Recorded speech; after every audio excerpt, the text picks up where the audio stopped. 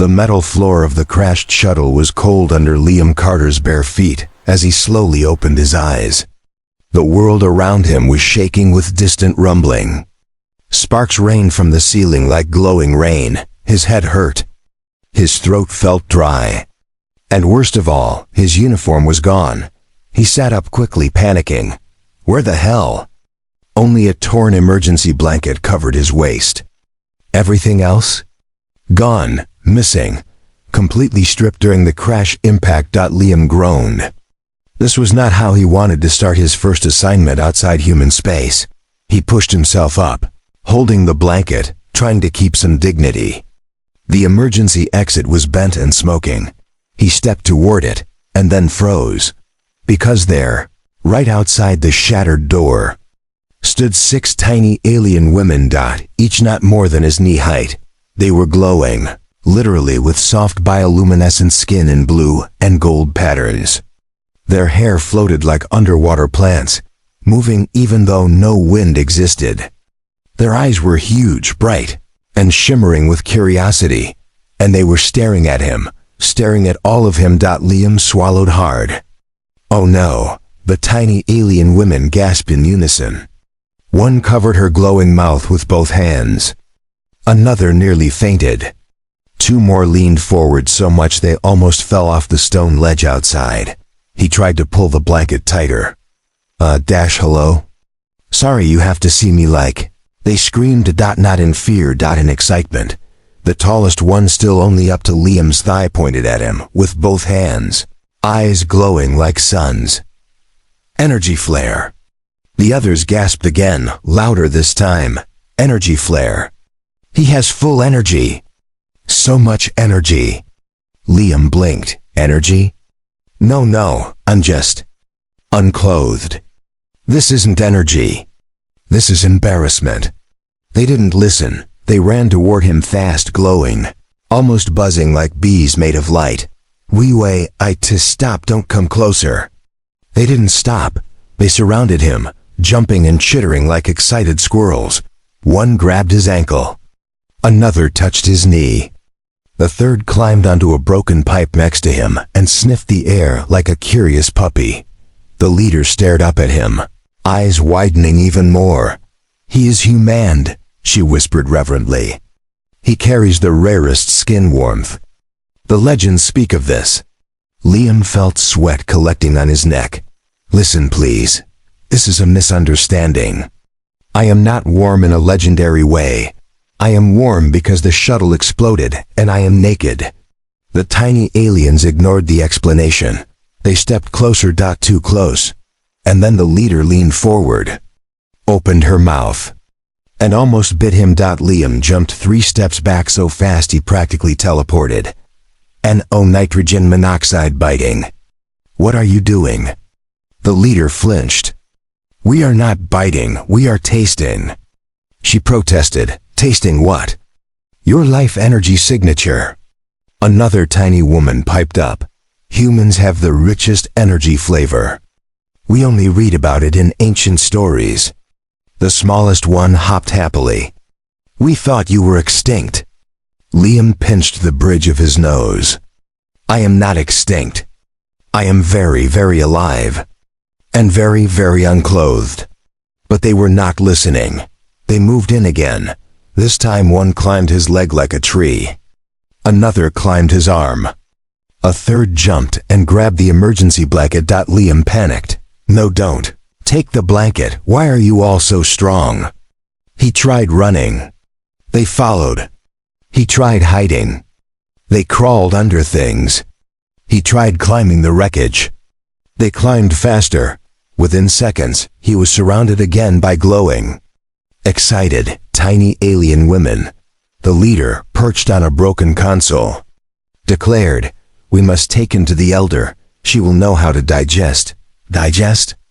Liam shouted. The leader frowned. Not digest your body.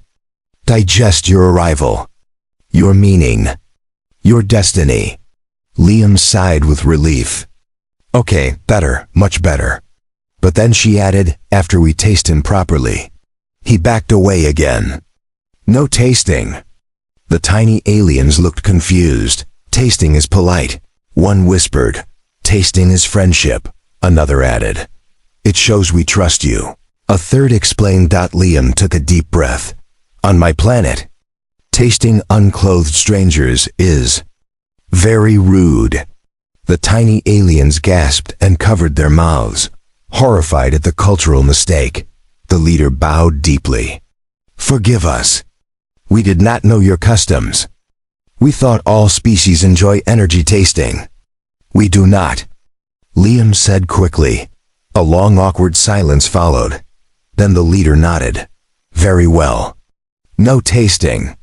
The others nodded regretfully. But we must still bring you to the elder. Liam tightened the blanket around himself. Please tell me the elder will not try to taste me. She will almost definitely try. No. But she is old. Her teeth are gone. She cannot bite even if she wanted. That does not help. The leader tilted her head. Humans are very dramatic. Liam pointed at himself. I am naked, confused, lost, and chased by glowing tiny women who want to devour. Sorry, taste me. I think I'm allowed to be dramatic. The tiny aliens whispered among themselves. He could hear them perfectly.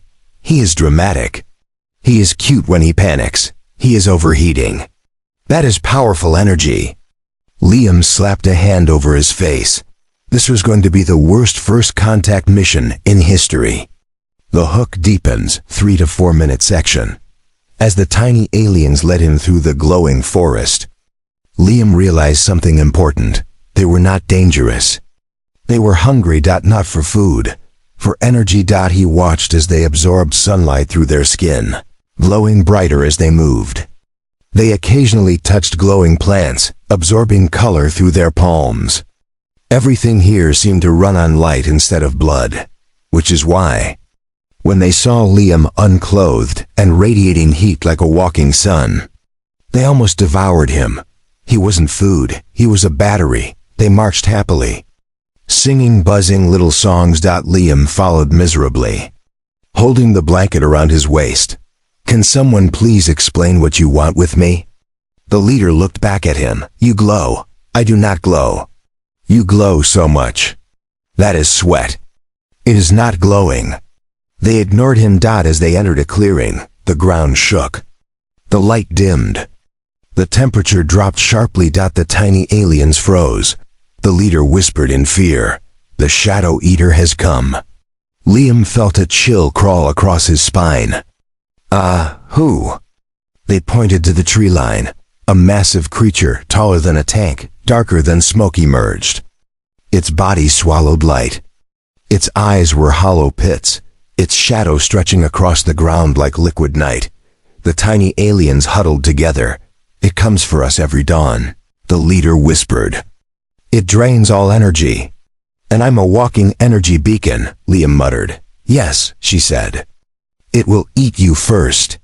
Why do you say that? Sulfur monoxide calmly. The creature roared, sucking the light from the air.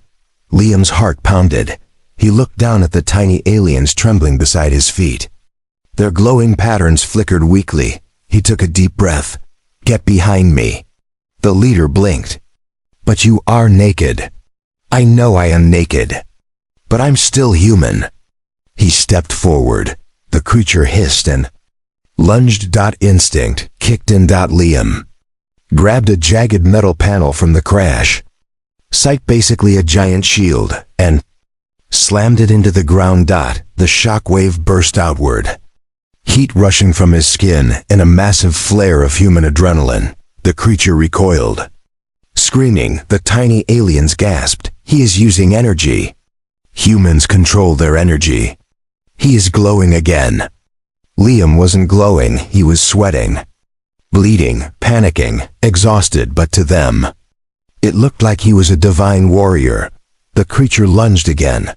Liam rolled aside, grabbed a burning cable, and shoved it into the monster's open maw. The creature convulsed as electricity surged into its shadowy body. With a final shriek, it dissolved into a cloud of smoke and vanished.